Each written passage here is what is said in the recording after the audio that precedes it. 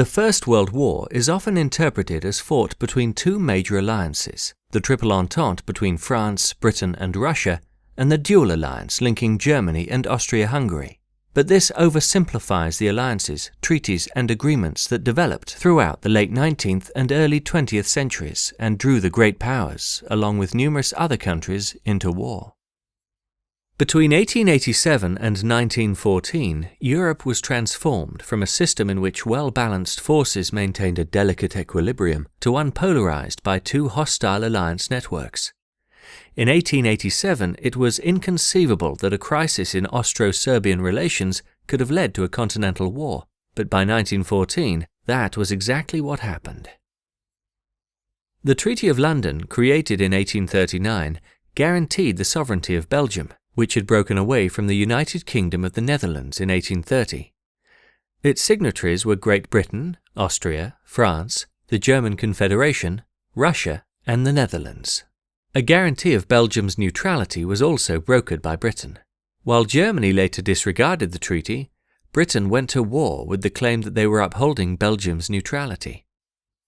40 years later, on October 7, 1879, the dual alliance between Germany and Austria-Hungary was signed in Vienna. Each pledged the other support in the event one was invaded by Russia, and guaranteed neutrality should one be invaded by another major European power. Italy joined to form the Triple Alliance in 1882, but reneged on its commitment once war broke out in 1914. Germany also signed the Reinsurance Treaty with Russia in June 1887.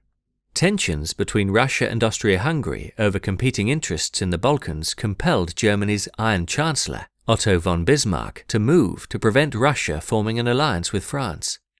This secret treaty guaranteed that each country would remain neutral should the other be attacked by a third power, unless Russia were to attack Austria-Hungary or Germany to attack France. Berlin also promised to support Russian objectives in the Turkish Straits. The treaty expired in 1890 when Bismarck's successor, Leo von Caprivi, feared it would provoke the Ottoman and British empires. The Triple Alliance and the failure to renew a treaty with Germany had left Russia vulnerable, while France had been isolated in Europe since its defeat in the 1870 to 1871 Franco-Prussian War. France began to invest in Russian infrastructure from 1888, and the two formed the Franco-Russian Alliance on January 4, 1894. It was to remain in place for as long as the Triple Alliance existed, and stipulated that if one of the countries of the Triple Alliance attacked France or Russia, its ally would attack the aggressor in question, and that if a Triple Alliance country mobilized its army, France and Russia would mobilize. The next major agreement in Europe came about with the Antarctic Cordial in April 1904. Having been involved in 3 rounds of talks with Germany between 1898 and 1901, Britain decided not to join the Triple Alliance. When the Russo-Japanese War was about to erupt, France and Britain found themselves being dragged into the conflict on the side of their respective allies. France was allied with Russia, while Britain had recently signed the Anglo-Japanese Alliance. In order to avoid war, the sides negotiated a treaty that settled many long-standing issues, particularly their differences in Africa over British control of Egypt and French control of Morocco. The agreement marked the end of nearly 1,000 years of intermittent conflict between the two countries. The final substantial agreement came in 1907 with the so-called Triple Entente between Britain, France and Russia, thereby firming their stance against the Triple Alliance. But in reality, there was no Triple Entente. The 1907 treaty was specifically between Britain and Russia to stop their rivalry in Central Asia.